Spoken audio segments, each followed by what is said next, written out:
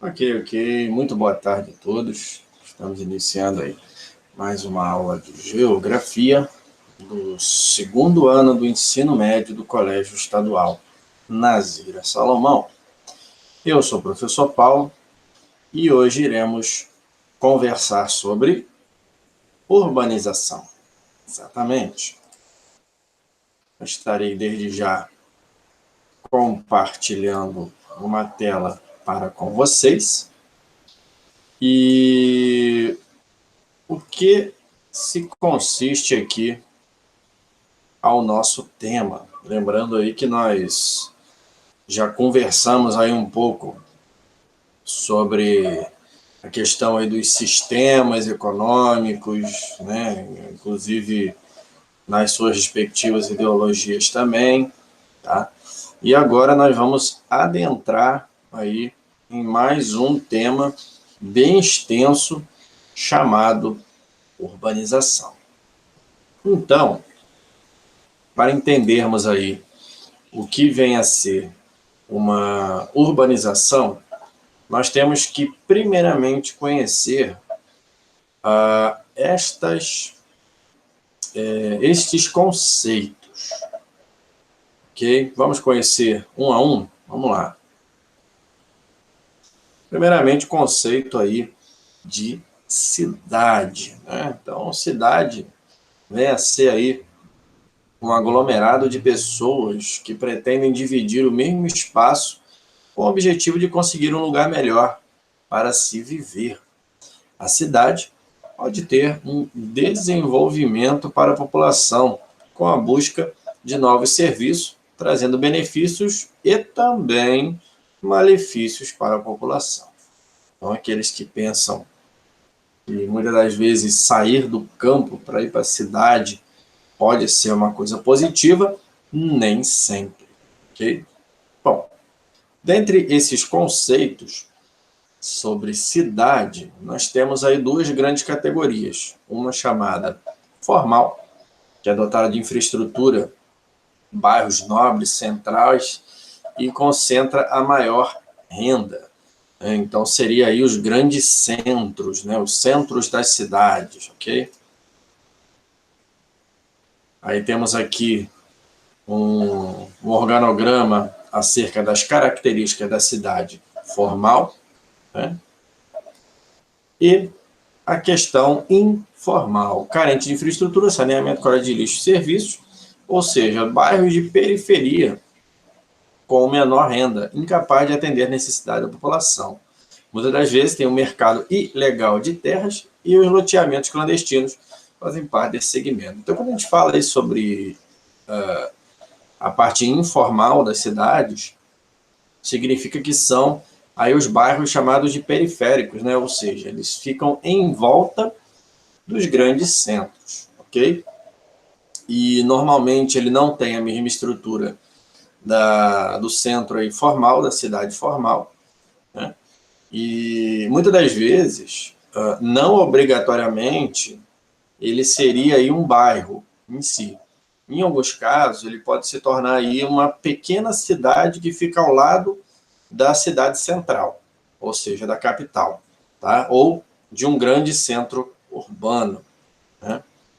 Bom, dentre essas características aí, principais, né, como carências de infraestruturas e serviços, mercado ilegal de terras, normalmente são áreas de posse, né, onde as pessoas se apossam das terras e não tem a escritura daquele lugar. Então, muitas das vezes acontece até o famoso despejamento, né? Essas pessoas que moram nesse tipo nessa classificação de cidade chamada informal. Bom, entre os fenômenos urbanos, rapidamente nós vamos conhecer um, que seria o megacidade, termo normalmente empregado para se definir uma cidade que possui uma aglomeração urbana com mais de 10 milhões de habitantes e que seja dotada de um rápido processo de urbanização. Assim nós temos aí São Paulo, por exemplo. As megacidades atuais englobam mais de um décimo da população urbana mundial e, tal como todas as grandes metrópoles, como antes surgiram, concentram o comércio, a cultura, o conhecimento e a indústria. Então, são os grandes concentradores aí dos pilares para o desenvolvimento da sociedade nas cidades, nos meios urbanos. Ok? Então, temos aí, começando a entender o nosso segundo organograma acerca do conceito megacidade. Segundo, vem um megalópole, encontro ou junção, tá? Que é a conurbação de várias metrópoles ou de várias regiões metropolitanas, formando uma extensa e gigantesca área urbanizada. Corresponde às mais importantes e maiores aglomerações urbanas da atualidade. Então, você vai ter aí Nova York, grandes cidades mundiais, tá? Hong Kong, Xangai, Tóquio, dentre outras aí. Então, a grande diferença aí de megacidade para megalópole é que a megacidade ela trabalha aí mais na questão unitária, ela é uma cidade. Megalópole já seria a junção de várias que posteriormente acaba se tornando uma. Né? Então vamos lá. Conurbação, superposição enquanto de duas ou mais cidades próximas, em razão do seu crescimento. Pode ocorrer entre cidades do mesmo tamanho ou tamanho diferente. Então aí tem um exemplo referente a Juazeiro e Petrolina, região aí do ABCD Paulista, que é referente ali a São Bernardo, São Caetano do Campo, né, aquelas cidades ali, e Grande São Paulo, Grande Rio. Aqui perto de Angra dos Reis, nós temos um exemplo aí de Barra Mansa e Volta Redonda, né, que são cidades aí distintas, porém coladas uma na outra. Então dá a impressão aí de muitas das vezes você está na mesma cidade. Às vezes você acha que está em Barra Mansa, e quando você vai ver, você já está em Volta Redonda, e vice-versa. Né? Então, eis aí os conceitos principais desses últimos três termos que nós vimos até então. Bom, o conceito de metrópole corresponde à cidade principal, cidade-mãe, quer dizer que é a cidade que possui os melhores equipamentos urbanos do país, sendo aí considerado como metrópole nacional, ou da região. Né?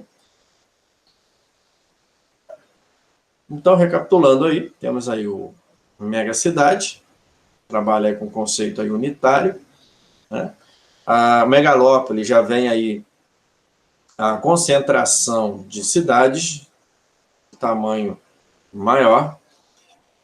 O termo conurbação, que é a superposição, ou, digamos que a junção física, não é a junção política. Tá? Você olha no mapa, numa imagem de satélite, dá a impressão daquilo ali ser a mesma cidade, mas na verdade são distintas. E a metrópole, que seria uma cidade principal ou capital.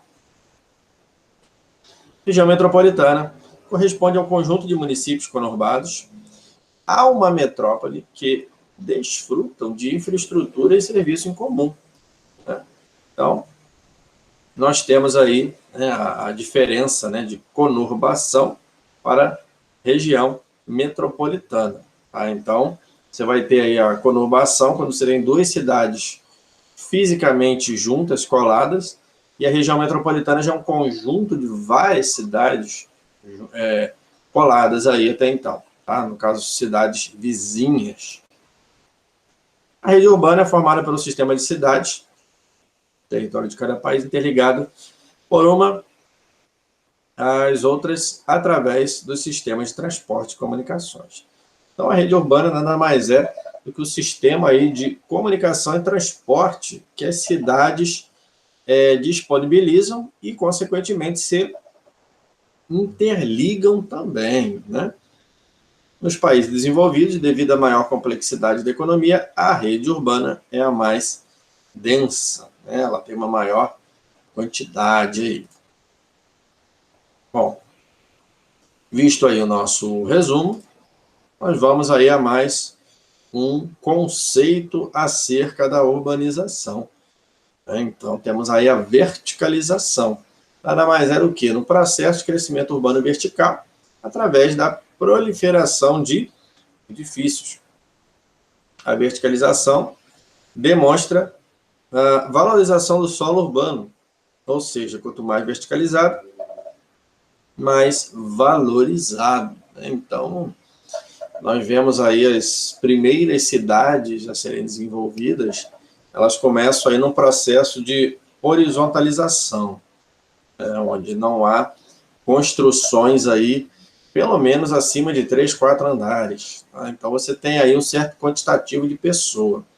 Conforme essa cidade vai se desenvolvendo, ela vai ter ali um avanço físico às áreas da cidade. E quando ela chega nesse avanço físico da área da cidade, ela automaticamente ocorre uma necessidade de contínua expansão.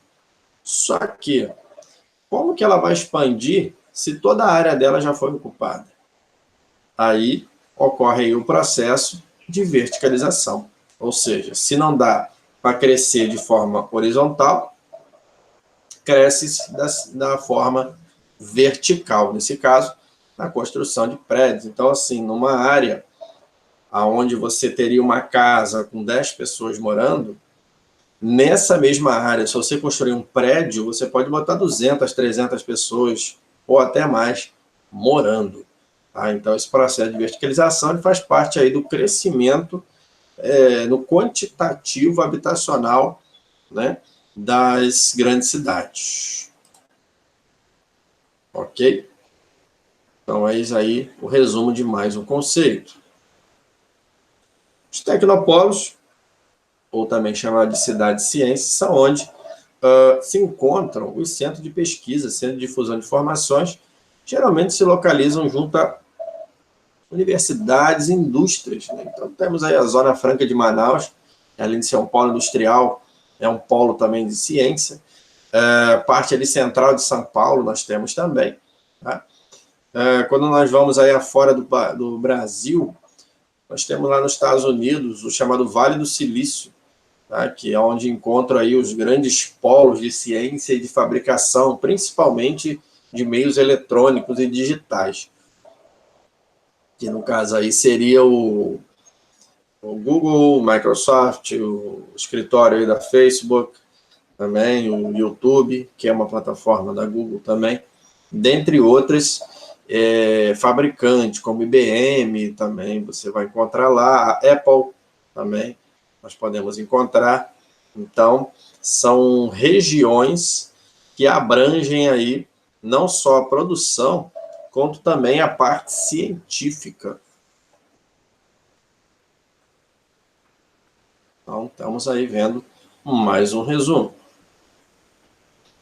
Bom, para ver se nós conseguimos compreender, a partir dos conceitos vistos, explique como agrupamento de metrópoles pode beneficiar a população. Como que eu posso raciocinar dessa forma? Da seguinte, o benefício da aglomeração urbana é trazer à população uma maior oferta de empregos e serviços, tá? Então, o que acontece? Quando você tem uma cidade bem populosa, a chance de você conseguir uma vaga, por exemplo, no mercado de trabalho é maior do que em uma cidade pequena, com poucas pessoas. Tá? Lembrando que cada caso é um caso. Né? Então, cada caso é diferente, principalmente em tempos de crise de saúde, onde nós até desconsideramos essa questão da aglomeração urbana. Tá? Mas, em tempos normais, é uma lógica a se seguir. Bom, dentre essa questão aí da urbanização, nós temos também a hierarquia urbana, né? Nada mais são questão aí de tamanho, expansão dessas cidades, tá? Então, dentre esses conceitos, nós podemos ver aí, né, o nosso primeiro, que seria o cidade global, que é um grande centro bancário, comercial, financeiro, político e industrial. Suas áreas de influências ultrapassam a fronteira de seus estados, região ou mesmo país, né? Então, nós temos as grandes capitais, né? Os grandes centros urbanos, aonde vários outros, inclusive de outros países, dependem dele, né? Então, por exemplo, quando você vai analisar aí Tóquio, no Japão, ele é uma cidade global. Por quê? Porque, além de toda a sua região depender da capital Tóquio, outros países do mundo afora também dependem, como, por exemplo, fornecimento aí de insumos de tecnologia e insumos também referentes a conhecimento, todas essas grandes características aí, né? Normalmente as cidades globais, elas acabam oferecendo a outras, não só de sua região, como do mundo todo. Então, dentre algumas características aí da cidade global, nós temos aí com um grande centro bancário e político e também comercial e, consequentemente, financeiro. Metrópole nacional, principal cidade de um país que comanda ou exerce influência nas demais cidades, devido a possuir mais bens e serviços que as demais. Então, temos um exemplo aí, Brasília, Buenos Aires, Washington, Madrid, Paris. Então, temos vários exemplos aí acerca de as capitais, né? Seriam as metrópoles nacionais.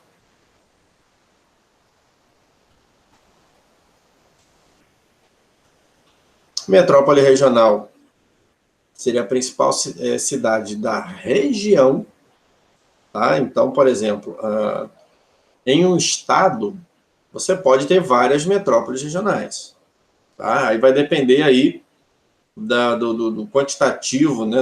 Da expansão dessa cidade, do tamanho dela e por aí vai, né? Então, dentre as características, nós temos principal cidade da região. Capital regional exerce grande influência e abriga vários centros regionais, porém seu domínio se limita à fronteira estadual.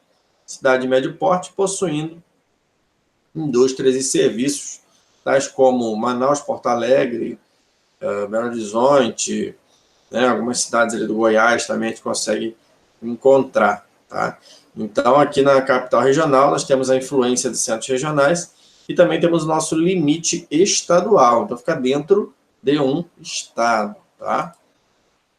Centro subregional, repara que nós começamos do global para o local, né, gente? Então, estamos reduzindo aí a nossa escala urbana, né?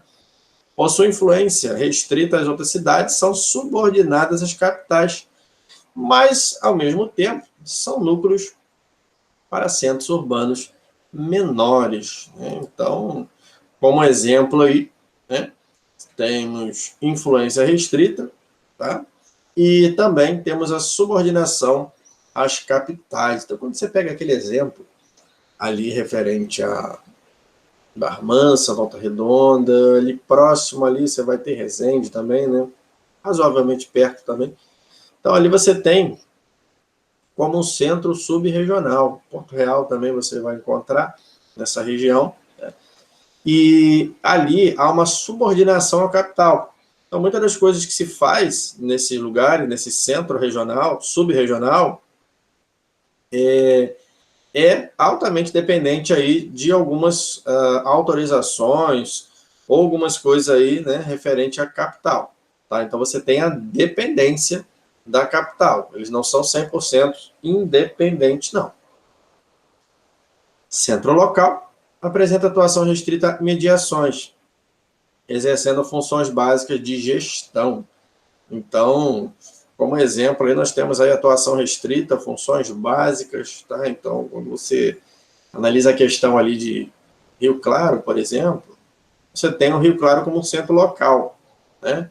E ao seu redor, você teria o que? Você teria Lídice, você teria ali Fazenda da Grama, você teria Passa Três, tá? Ou seja, lugares dependentes a esse centro local, ok?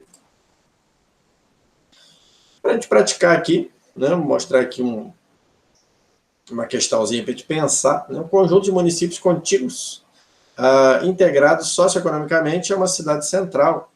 Lembra aí? A uma cidade central, com serviços públicos e infraestrutura comuns, define-se a. Vamos pensar, vamos ver o que seria aqui a sugestão dessa questão. Seria a área metropolitana, né? No caso, a metropolização seria o processo de criação desse conjunto de municípios contíguos, entendeu? Rede urbana já não tem nada a ver, porque a rede urbana ela já trabalha aí a transporte e comunicações, né? Megalópole também nada a ver, e hierarquia urbana também não entra, porque seria aí, no caso, o enunciado deveria estar listando todas as outras, né, formas de hierarquia, sendo que aqui ele somente cita uma, que seria a área metropolitana, ok? Dentre os últimos termos que nós vamos dar uma olhada aí referente à urbanização, é o termo gestão, né? É a administração do espaço urbano, tá? Normalmente quem faz isso é os poderes executivos das cidades, logicamente trabalhando em conjunto com o legislativo, no caso aí seria as câmaras dos vereadores e também a Câmara dos Deputados Estaduais. Exemplo, Alerj, Alesp, tá? Nós temos alguns exemplos aí. E também uma forma aí que tem a ver com a urbanização é o êxodo rural, né, que é um movimento de migração do campo com seus habitantes e que busca de melhores condições de vida e oferta de trabalho, se transferem para urbanas ou cidades. Então, você tinha ali, na década de 60, década de 70, um movimento no Brasil chamado êxodo rural, que se dava aí em que? Né, primeiramente, do desenvolvimento das grandes cidades e também através da mecanização do campo, onde muitas das vezes a máquina substituía o homem e ocasionava aí um grande problema, porque o homem do campo, muitas das vezes, o famoso proletário ali, né, ele ficava sem oportunidade de trabalho e, como o ser humano não vive de luz, ele precisa trabalhar, ele precisa ter renda para estar sobrevivendo, eles saíram do campo para ir para as cidades. Então, foi aí um movimento aí muito importante acerca aí do crescimento das cidades, principalmente brasileiras, né? A população urbana, tá, para a gente encerrar aqui, reside nos centros urbanos. O processo de urbanização foi tardio, a partir do meados do século XX, e teve acelerado êxodo rural. Então, o êxodo rural foi uma importante característica, um importante fator acerca aí do crescimento aí da população urbana, né? Então você tem um outro exemplo aí que na década de 40, moradores da cidade somavam em torno de quase 13 milhões de habitantes, cerca de 30% total da população do país. E esse percentual cresceu aceleradamente. E na década de 70, como exemplo que eu tinha dado aí acerca do êxodo, né, mais da metade vivia nas cidades, então você tinha quase 56%. Tá? Então, de 30% para 60%, 56% aí praticamente você tinha referente a essa mudança, né, para as grandes cidades. Tá? De acordo com o censo do ano 2000, a maior parte da população brasileira é urbana, lembrando que há 20 anos atrás. Então, esse dado aí já é um pouco maior, tá?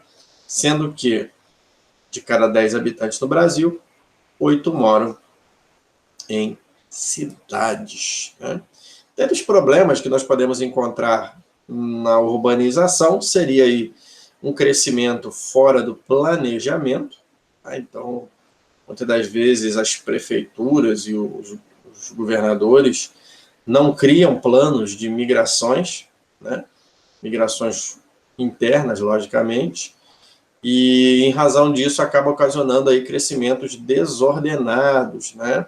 E essa bola de neve faz gerar aí outros sintomas, como problemas que seria referente ao excesso de mão de obra, ou seja, você tem muitas pessoas disponíveis para poucas vagas de emprego, tá?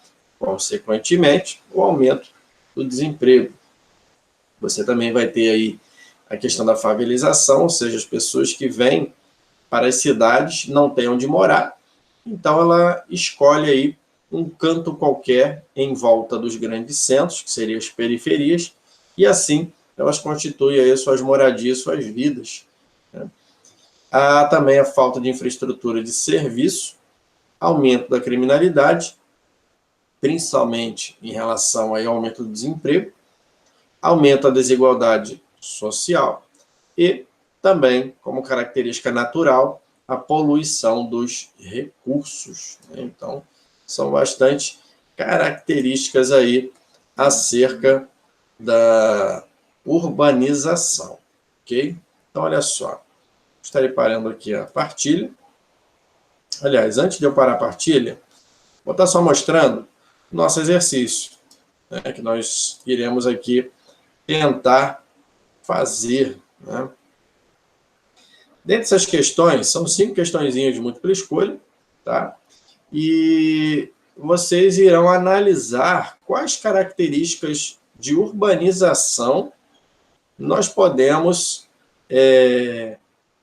chegar aqui à conclusão, né? No caso aqui, a economia mundial, hierarquia urbana, acerca aqui também do processo de conurbação, tá?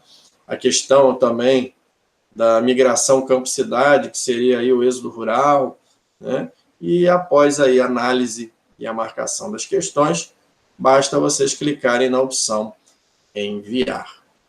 Ok?